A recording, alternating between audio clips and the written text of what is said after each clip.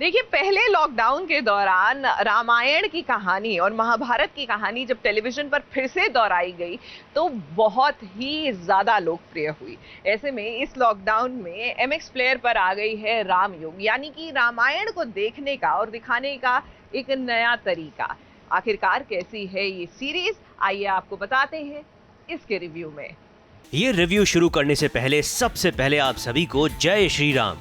और दूसरा, ये रिव्यू एमएक्स प्लेयर की सीरीज रामयुग के लिए है। इस सीरीज का मकसद किसी की भी धार्मिक भावनाओं को ठेस पहुंचाना नहीं है।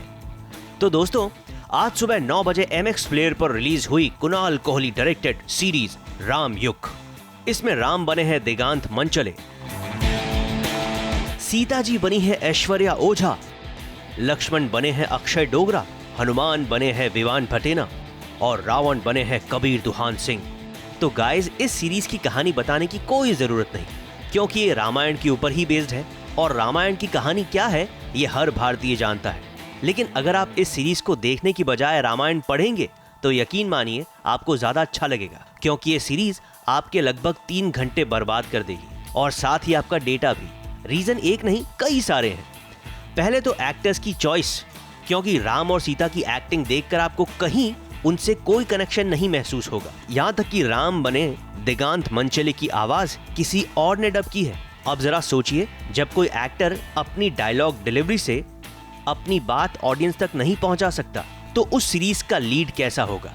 दूसरी बात, इस सीरीज में जबरदस्ती के गाने और उसके अलावा लुक पर किया एक्सपेरिमेंट जो देखने में नया है लेकिन आपके दिल को शायद नहीं लुभाए। डायरेक्टर कुणाल कोहली ने यह सही सोचा कि अगर राम और लक्ष्मण वनवास में हैं तो दाढ़ी कैसे बनाएंगे। ये सही है, लेकिन दाढ़ी आएगी तो पूरे चेहरे पर आएगी ना। सैलून में जाकर परफेक्टली ट्रिम दाढ़ी राम और लक्ष्मण वनवास के दौरान कैसे बनाएंगे। ये लुक तो 2021 का है। और कई सारे अननेसेसरी सीन्स, जिसमें सबसे महान है सीता जी का स्वयंवर का सीन, जहां जब भगवान श्री राम शिव का धनुष तोड़ते हैं उसके बाद भगवान परशुराम आते हैं। परशुराम का किरदार निभाया है अनूप सोनी ने।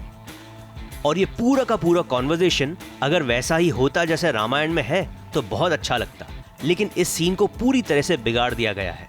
इस सीरीज की सिर्फ 2 अच्छी बातें हैं, वीएफएक्स थोड़े ढंग के हैं और सेट्स डिजाइनिंग ठीक ठाक है। सिर्फ अक्षय डोगरा और विवान की एक्टिंग बाकी सब में से आपको थोड़ी अच्छी लग सकती है। और अगर आप खुद को चैलेंज देने के बाद इस सीरीज के 8वें एपिसोड तक पहुंच गए और क्लाइमेक्स देख लिया तो हमारी तरफ से आपको थम्स अप, इतना बड़ा चैलेंज लेने के लिए।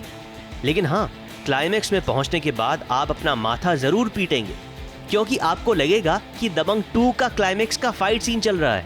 इतना ही नहीं, जब आप पहला एपिसोड देखेंगे और रावण को हवा में उसके विमान में उड़ते हुए देखेंगे, उस सीन में आपको एक बहुत बड़ा जर्क नजर आएगा। और इसी बात से साफ पता चलता है कि इस फिल्म के एडिट पर कितना ध्यान दिया गया होगा।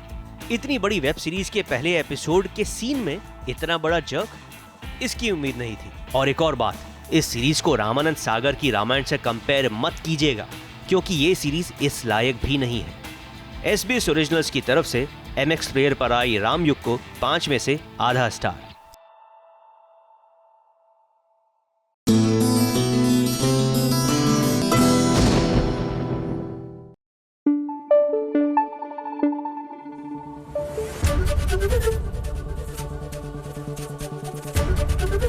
एबीपी न्यूज आपको रखे आगे।